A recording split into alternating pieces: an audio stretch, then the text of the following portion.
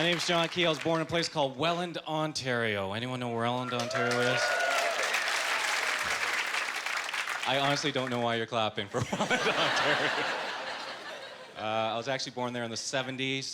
For those of you who don't know, Welland is pretty much the whitest little city in southern Ontario. And we are literally the only Asian family in the whole region. Like, it was so bad, people would drive by my house, get out of their car and be like, there, that's where they live, right there.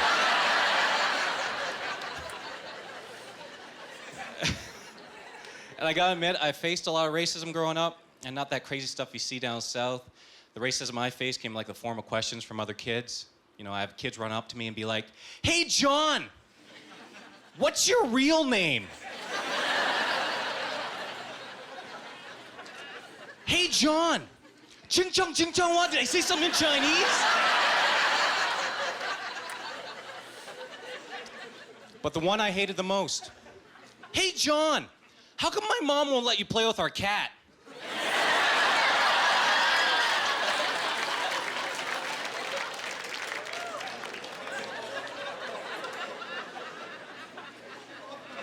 God, I hated Welland.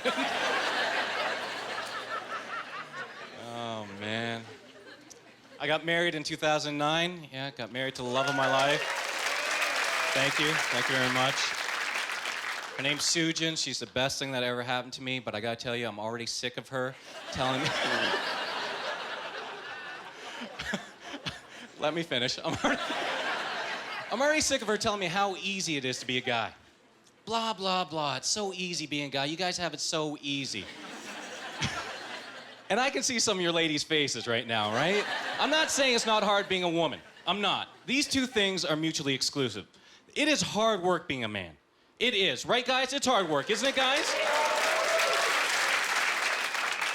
And I get it, you know, because there are things that women can do that I can't, right? Wear heels, give birth, give head. These are things that I can't do.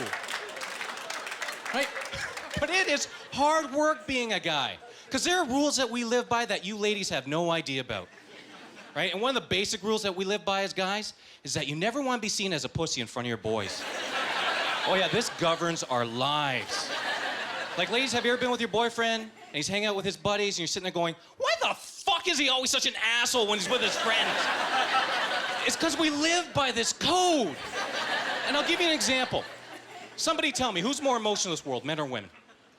Women, right? See, for the longest time, I thought it was women. But I've realized not that women are more emotional, it's just more socially acceptable for women to be emotional. Because a girl can have a bad day at work, get home, call her friend, and be like, "Oh, Shirley, these girls in my office are so mean to me. They make me feel so stupid, like I'm a loser." And what's Shirley gonna say? "They don't know you. You're smart, you're beautiful, you're intelligent, just fuck those bitches." You know what? I'm gonna come down there and tell them what's what, because nobody talks to you like that. And you're like, "Oh my God, Shirley, you're the best friend ever." She's like, "I know, I love you. I love you too."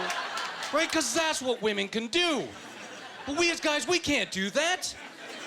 I can't have a tough day at work, get home, call my buddy and be like, "Yo, Eric, man.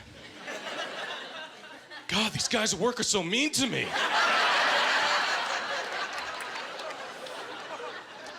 Man, they make me feel so stupid, like I don't know, like I'm a loser." Because what's my buddy Eric gonna say?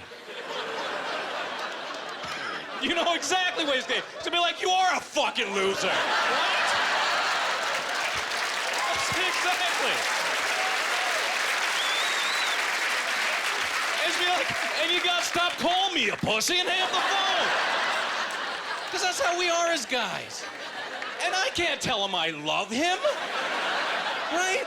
Here, let me rephrase that. There are certain times that I can tell my buddy I love him.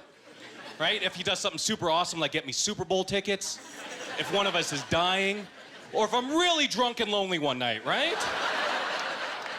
But even in those times, I gotta somehow incorporate the word man. The word man has to be there. Listen how different this sounds. "Yo, Eric, man. I love you, man. Yo, Eric, I love you. it just doesn't work, right?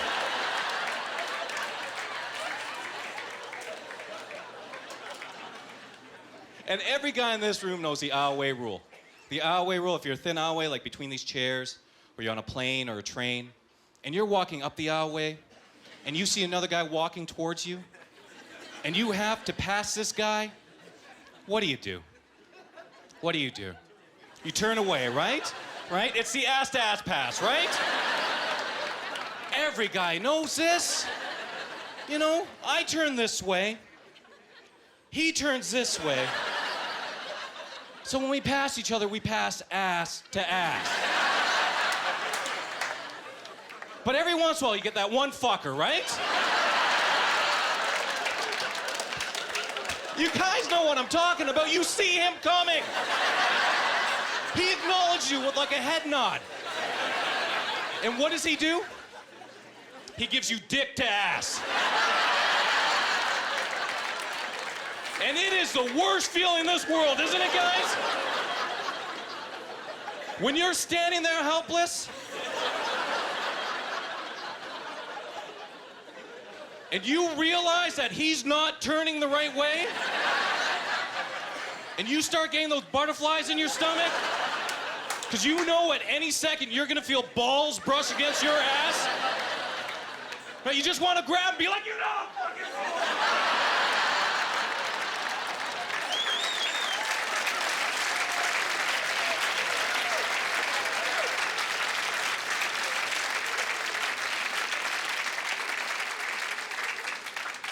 I recently realized that my wife is crazy as well. She's not actually here tonight, so I can say this stuff. And I'll tell you why. We got in a little fight a little while ago, and she was angry at me for a week and a half. Is that normal? Like a week and a half? Like, to me, that takes a lot of commitment and a little bit of crazy, right? Because me, like, I'll tell you, because myself, after I got in a fight, after I've, like, eaten something and masturbated, you know, I'm usually not angry anymore. Let me tell you something, guys. Here's a little bit of advice. Don't let your wife catch you masturbating after you've gotten into a fight. They don't like it. I don't know why. It doesn't involve them. It's really about me right now, right? But it really makes them angry.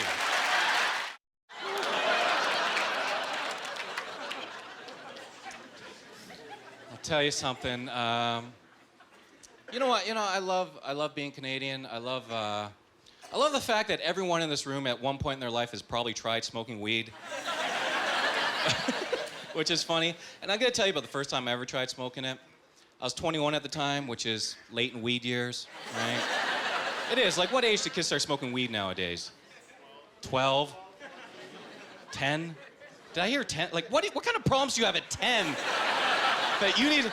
Fuck these G.I. Joes, give me some weed! Like, what are you... what are you doing at 10? Wow. No, I was 21 at the time, and I was with my girlfriend, who was white. Whatever. And we were hanging out at her place, and I don't know what kind of weed she had, but it was like that wheelchair weed. You guys know what I'm talking about? You smoke it, and you just feel handicapped, right? You're like, what the hell just hit me, right? Like, it was so strong. It's like, it was so strong, I lost all concept of time. You guys know how this is? You're sitting there going, holy crap, it's only been a minute. How's that only been a minute? Right? It felt like I was trapped in a comic book. You guys know how comic books are. You got boxes of action, but there's like no action in between. So you gotta assume something has happened from this box to this box, right? So I'd be standing there going, okay, I remember being over there. And then I remember being over there. But what the hell am I doing over here right now? Right? So I was standing in the living room with my girl, and I'm like, sweetie, I'm pretty hungry. She's like, yeah, me too. I'm like, maybe we should order some Chinese food. She's like, yeah, that's a great idea. So I get up to go use the Yellow Pages, and next thing I know, there's a knock on the door.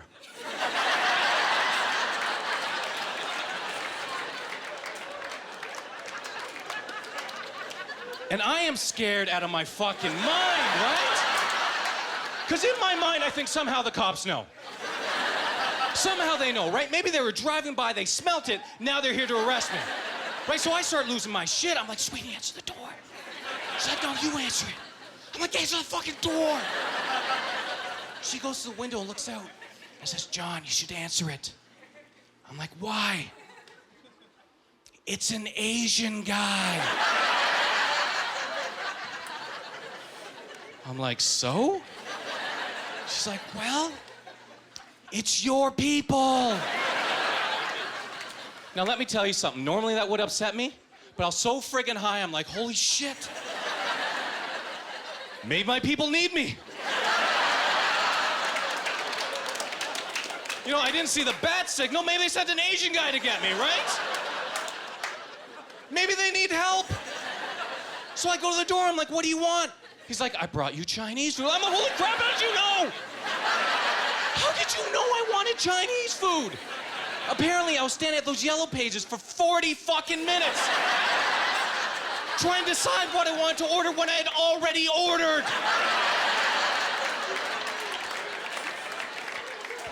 Now, I didn't know this, so I thought the Chinese delivery man could read my mind. So I asked him, I'm like, how did you know? But he didn't speak English, so I asked him in Chinese. I'm like, how'd you know? You know what he says to me? You gotta stop smoking crack. So I paid the man and he left, and as I was standing there in the doorway, I'm like, holy crap, that was crazy. Because I'm Korean, I don't speak Chinese.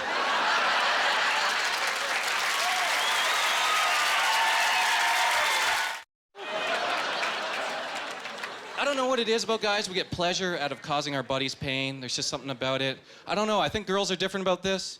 Like, do you mess with your friends' heads? Never, right? You never had that just sitting at home one day with your roommate thinking to yourself, maybe I'll just take in the seams on all their pants.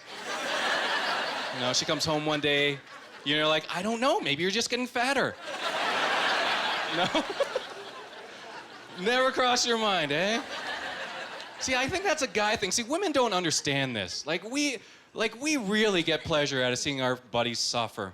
And I'll tell you a story. A while ago, my good friend Oze somehow got the passcode to my cell phone, and he decided to change my voicemail to a gay hot sex line.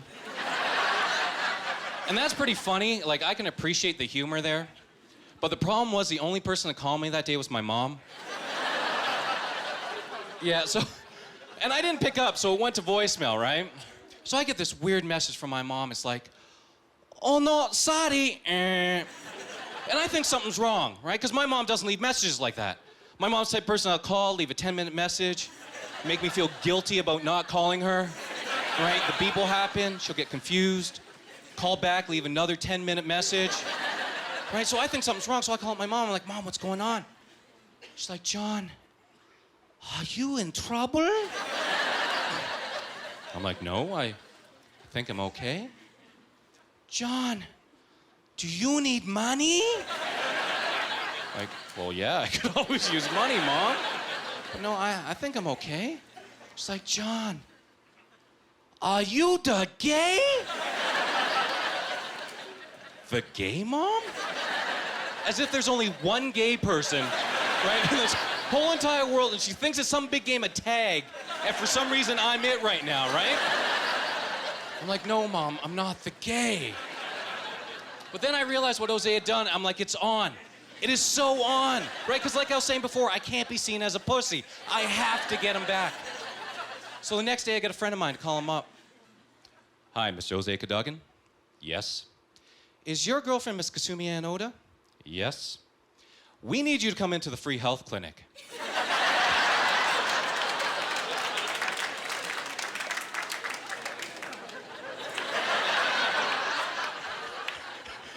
She tested positive for 3 STDs yesterday. I get on the phone, I'm like, dude, when do you want to book your appointment? He hangs up the phone and doesn't talk to me for 2 years. 2 years, this is a true story. He is here tonight. You can ask him after the show. 2 years, he told me I had crossed that line. You know that line that guys have, right? You just don't cross it. So 2 years go by. And he calls me up a week before my birthday, and he's like, you know what, dude? I'm gonna let bygones be bygones. I'm gonna take you out for your birthday. I'm like, thanks, man, that means a lot to me. And it really did, because I felt like a douche, right? So he takes me out for my birthday, gets me absolutely polluted drunk. I end up passing out. The next morning I wake up, there's a little note on my nightstand. It says, www.ChineseSurprise.com. I'm like, I wonder what that could be. So I go to my computer, I type in the web address, and I see pictures of myself passed out. Progressively getting more and more naked. Now, I don't know if he photoshopped this stuff in, or if they were actually there, but there was like farm animals and midgets and stuff, right? And on the last page was a picture of him, buck naked, wearing a Zorro mask, teabagging me.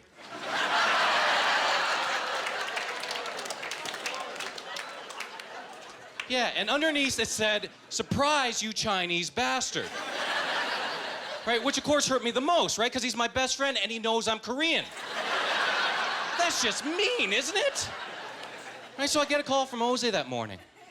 I'm like, dude, what's up? He's like, is it over? I'm like, yeah, it's over. But it's not fucking over. His birthday's a month later. I take him out to his favorite restaurant, this dirty Mexican place, this dirty, greasy Mexican place. He loves it, right? Get it loaded up on quesadillas, nachos, tacos, Corona, Corona, Corona, shot after shot after shot of tequila. Literally, I made him to like this huge piñata, right? I end up carrying him back to his apartment. He crawls into his bedroom, locks the door, and says, go home, you fucker, you're not getting me. I said, that's okay. So I grabbed my gym bag, I went to his bathroom, I put down the lid of his toilet seat, I took out my 16 rolls of duct tape, and I went to town on his toilet. His only toilet. Around, and around, and around his toilet. I get a call from Jose the next morning. I'm like, dude, what's up? He's like, my girlfriend says we can't hang out anymore. I'm like, really, why not? He goes, well, you bastard. I woke up this morning, I thought my ass was gonna explode. I'm like, yeah, tell me more. He goes, well, I ran to the bathroom and I couldn't take a shit in the toilet, so I had to take a shit in the bathtub.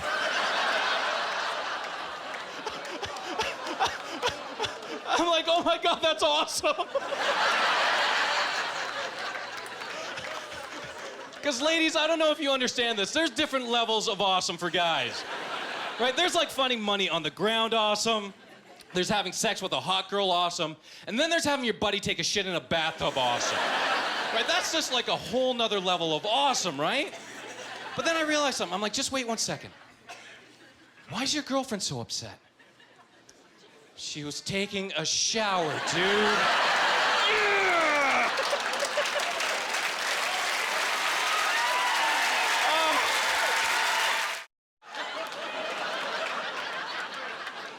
We are the stupidest creatures, guys. And I think that's why it obsesses me so much when I meet stupid women, because you're supposed to be the smarter sex, right? Like, it's a given, we're stupid. Like, I remember this girl I knew for a little while. We're hanging out at my house one day, and she looks at me, she goes, you know what, John? I never noticed, but you're pretty tall for an Asian guy, huh? Like, yeah, I guess so. She's like, are your parents that tall? I'm like, yeah, sure. Is that why they immigrated to Canada?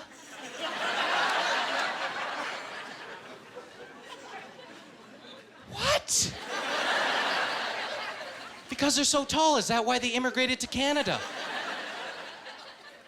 Yes. Yes. My parents were giants in their country, and they had to flee persecution and seek refugee status in Canada because they were freaks of nature, you fucking idiots.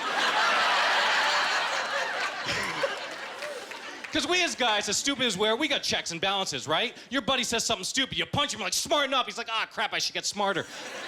But I guess women don't have this. Because the one that upset me the most just happened recently. This buddy of mine introduced me to this drop-dead gorgeous blonde girl. First thing out of her mouth when I meet her, yo, chink, what's up? I'm like, excuse me? She's like, no, my ex-boyfriend was Asian, it's cool. Let me tell you something, it's not cool. It's not even a cool word, right? It's not like when I see other Asian guys, I'm like, yo, chink, what's up? Right? We don't do that. So I got angry. But let me tell you something, there's no excuse good enough ever to hit a woman. So I did the only thing I could think of. I reached across the table and I grabbed her titty. Yeah. She looks at me, she's like, what the hell are you doing? I'm like, no.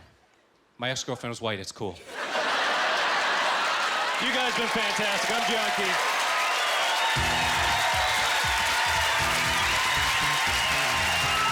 Ladies and gentlemen, John